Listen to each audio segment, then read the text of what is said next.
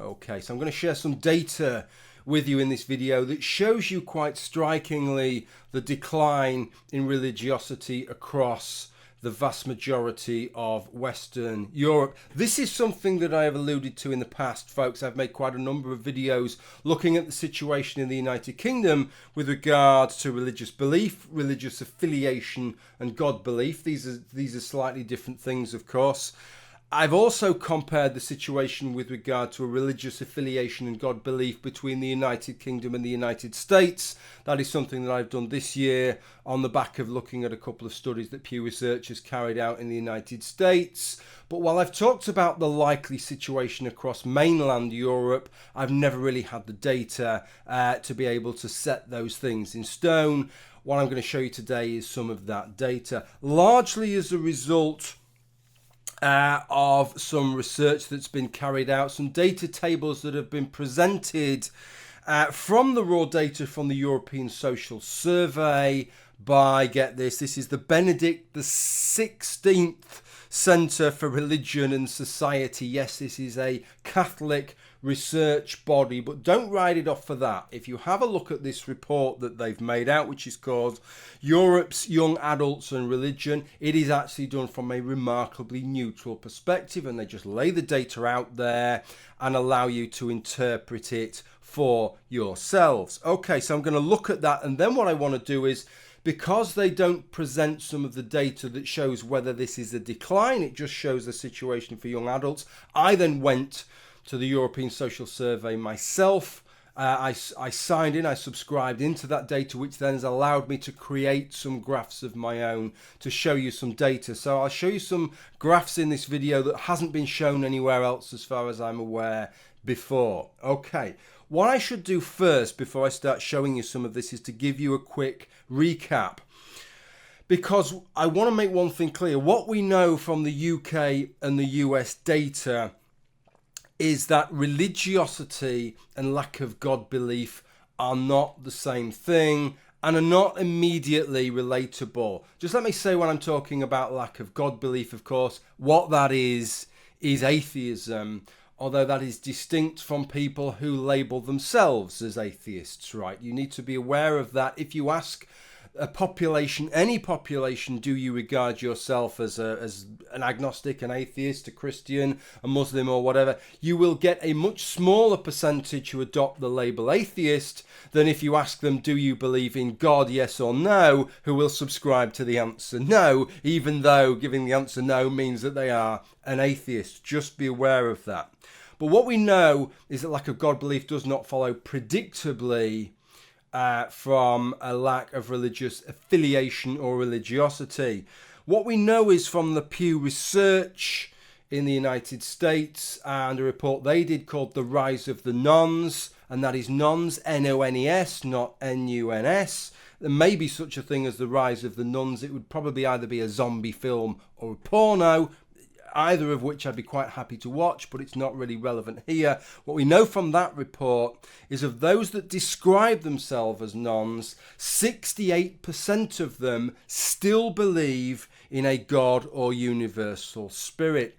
Compare that to the United Kingdom, where of those who describe themselves as not having a religious affiliation, only 22% of them believe in a God or greater spirit. And of those, only 4% of those without a religious affiliation believe explicitly in a God. Okay? Now, in some ways that makes sense. As you can imagine, if you've got a country with a high level of God belief, okay, then those that don't subscribe to a particular religion are probably still likely to have a God belief. Whereas if you have a country such as the United Kingdom, where the level of God belief is below 35%, then it makes sense that there's going to be a lot of people without a religious affiliation who also don't have a God belief. Okay, so that kind of sets the tone for that. What I want to do now then is present you some of the data that was presented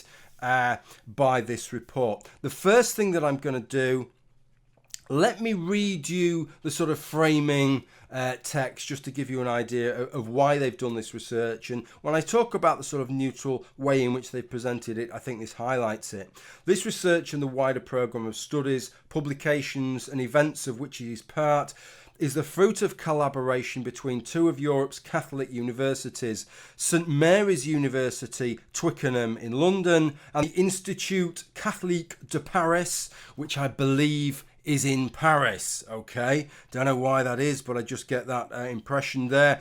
Its primary intention is to help inform the work of the 2018 Synod of Bishops, due to be held in Rome in October 2018.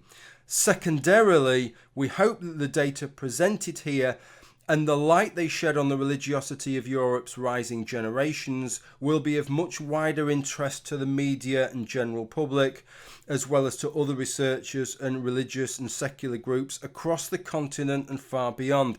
Please note that the graphs and charts in the following pages are offered with only a minimal amount of commentary. Our intention here is simply to present the relevant statistics in as clear and interesting way as possible without venturing to hypothesize as to why they are as they are. Okay, so what followed then was some analysis, but as they said, it was largely a series of graphs. There are really only two graphs that are of really significant importance. I will link you, of course, to the study, but there are two that are of really significant importance. And then I want to move you on to the graphs that I've created myself to give you a little bit more analysis, to paper over the cracks of the bits that's missing here and give us a little piece in the jigsaw that's missing. Okay. So this is the fundamental graph, and this is the one that most of the newspapers, news outlets used when reporting this. And the question that was asked was this: do you consider yourself belonging to any particular religion or denomination? And these were the results for the countries that had been surveyed, generally with a couple of thousand individuals across all age groups, right, within each country. So you're having a good couple of hundred individuals in this particular age band. So it was a decent survey in actual fact, and this was the data that we got. You can see that there are some countries such as the Czech Republic and Estonia which are overwhelmingly irreligious, and then you have countries down at the bottom, Lithuania and Poland. Quite interestingly, all these are post-communist countries, but they are still resolutely largely religious countries. What we can't see with any of this data is how these younger generations compare to the older generations and kind of where this is heading. But what you can see is that most countries, most individuals in most countries in this 16 to 29-year-old band are not religious. Now, what was interesting then was that the next graph that they had presented showed this. It was frequency of attendance of churches or other places of worship. And this was the question that they asked. Apart from special occasions such as weddings and funerals, how often do you attend religious services nowadays? Okay, so these were the figures. Let me be honest with you, when I first saw these figures, I didn't regard this as a graph that I was particularly interested in, not as interesting as the figures we previously had at how people identify. But it was on a second pass that I realised that whereas on their own, taken in isolation, I didn't find these figures very interesting, when you set them alongside the previous set of figures we've just looked at, actually there's something really, really interesting going on here, because it appears that there are significant numbers of 16 to 29-year-olds across Europe who are attending church services and yet do not subscribe to the religion of the services that they're attending because they don't subscribe to any particular religion. Have a look, for example, at the Czech Republic at the top of the chart. We can see that 70% of individuals never attend church, and yet we know from the previous graph that 91% of individuals don't have a religion. That gives you a 21% deficit there. So we know that even if every single religious individual in the Czech Republic attends church, at least 21% of 16 to 20, this is a best case scenario, 21% of 16 to 29-year-olds in the Czech Republic have no religion, and yet for one reason or another still feel the need to attend church. Less than once a week maybe, but still attend church. I found that really, really interesting, especially given that every single one of us knows some people who will identify perhaps as a Christian but never attends church. So it's liable to be greater than 21%. In the UK, the deficit was 11%, 59% never attend church, but 70% have no religion. The two biggest gaps, huge gaps, these: Sweden, 45% never attend church, and yet 75% had no religion. And Estonia, whopping percentages, only 41% never attend church, but 80% have no religion. So at the very least, 39%, 2/5 of 16 to 29-year-olds are attending church for things as well, on top of weddings and funerals, and yet they don't subscribe to the religion of the services that they are attending. I found that really rather remarkable, that something that kind of popped out of the graphs once you started comparing them. The whole survey, the whole report was quite interesting. Most of it not necessarily directly related to what I wanted to talk about, though, which related to me, which was that what I'm interested in here is not just what 16 to 24 or 16 to 29-year-olds or what have you, how religious they are, but what is the direction of travel here? And it didn't give that. It only gave the statistics for the younger generations there. So what I did was I went to the European Social Survey myself. I created my own account, which allowed me to access the data tables. And what I've produced here is a series of graphs that I want to show you that I don't think you'll have seen anywhere else, because I don't think that anybody else has put this data online. Let me just tell you what I'm showing you and what I'm not. What I'd like to show you is a cohort or longitudinal survey where you would go back, where age groups or particular individuals perhaps would be the gold standard, but age groups are surveyed over decades, and so you can follow that same cohort group over the decades and see whether that individual cohort group has become more or less religious. We don't have that. All we have is recent data here, and we are seeing how religious are old people and how religious are young people. And it's not necessarily true that just because older people are more religious, that means that people are becoming less religious. It could simply be that as people get older, you could have what's called an age effect. As people get older, they become more religious.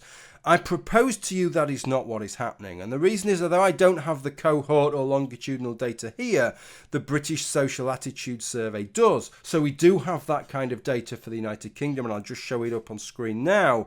And what we do know is that there is a very strong cohort effect, that largely if you were born in the 1930s, you were born into a cohort group that has a specific level of religiosity, and in the 40s, the 50s, the 60s, the 70s, the 80s, that same group of individuals maintained the same level of religiosity. And the decline in religiosity is because each group, each generation that is born is less religious than the previous one.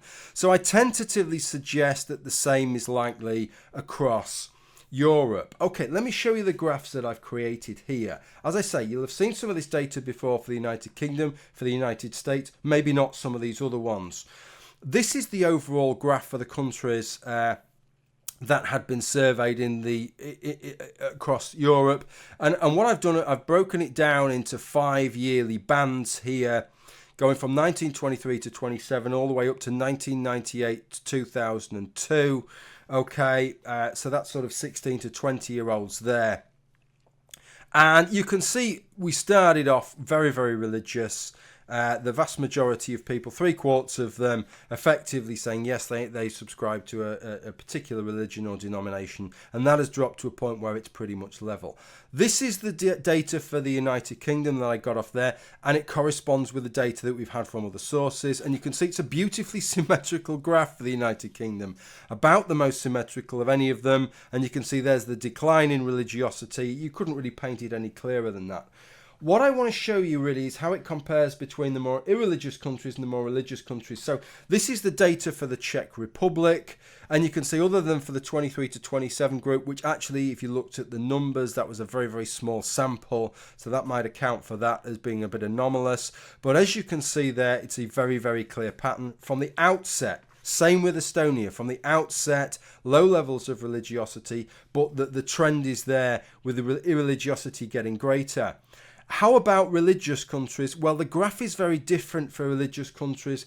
This is the graph for Italy, and then this is the graph for Spain. The numbers are very different, but in some ways, I think you could say that the end point very much depends upon the start point. But in all these cases, whether we're talking about the Czech Republic or Estonia, or we're talking about Spain or Italy, the trend is the same for almost all the countries here, which is an increase in irreligiosity there. This is the graph just to show you some other countries, some of the bigger countries, because I know people will be interested in that.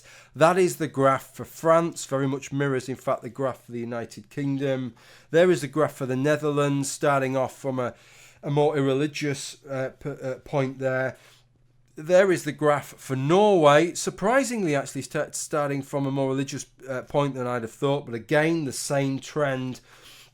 And here is two that I thought people might be particularly interested in. I'm sure I've got quite a lot of Irish viewers, and so I thought they might be interested in this graph. You can see Ireland starts off very, very deeply religious. It still is a deeply religious country. And in fact, if you look at the graph, it took quite a long time to get going. You were getting into the 1950s before it kicked off, but it is still showing that same trend. Not quite sure what's happening with the 16 to 20-year-olds. Is that a statistical blip or is that a reversal? I don't know with regard to that. I can tell you it's a significant number of samples in that group, so I don't know what's going on there. That remains to be seen. And then Germany, which kind of bucked the trend a little bit. If you look at the graph for Germany there, you can see that it starts off following the same kind of trend as everybody else. But from about the 1950s onwards, it just seems to have leveled off pretty much and not very much has changed, which I found really interesting. Is that the particular unique history of Germany and the Second World War and something to do with that that's taking place there? I don't know. I can only guess really there. But there were some graphs, I hope you found them quite interesting. It shows you, and I could have showed you it for the countries, that was just a representative sample, but it shows you the way that things are progressing. It is a phenomena that is taking place, in fact, throughout the Western world, throughout almost the entirety of Europe in this instance. And finally, for fun, as much as anything else, what I thought I would do, because what these graphs don't highlight really is the countries that have made the biggest change. So I thought that would be interesting to look at. So what I did was I superimposed one graph on top of another. I took all the countries that had been surveyed here, and what I did is I overlaid the data for 70 to 80-year-olds on top of the data for 16 to 24-year-olds for all the sample countries in Europe and Israel, because bizarrely they include Israel in these things, even though it isn't in Europe. And it's interesting, actually. You can see those with very little change on this graph. You have Germany, Poland, and Russia. And then you can see those on this graph with the biggest change. But the interesting thing with the graphs with the biggest change is that you have countries like Hungary and Iceland that I think you would expect to be there. But some of the countries that maybe it wouldn't come to the fore in the data. It certainly wouldn't come to the fore in the data that had been shown by the Benedict XVI Centre for Religion and Society. But countries like Spain, Ireland, and Portugal, although they may still have, relative to some other countries in Europe, still quite significantly high levels of religiosity, they are amongst the countries that have experienced the greatest amount of change. They are very much on that process there. Okay, that's the analysis. I wanted to put this video out because what I wanted to do is to set this in some context. It's something I've talked about a number of times before, and I've said I'm sure this is a phenomena that's taking place across Europe, across the Western world. I think that kind of sets it in stone now. We know that is the case. We have the data. We can see the data there. Okay, thank you for watching. Bye.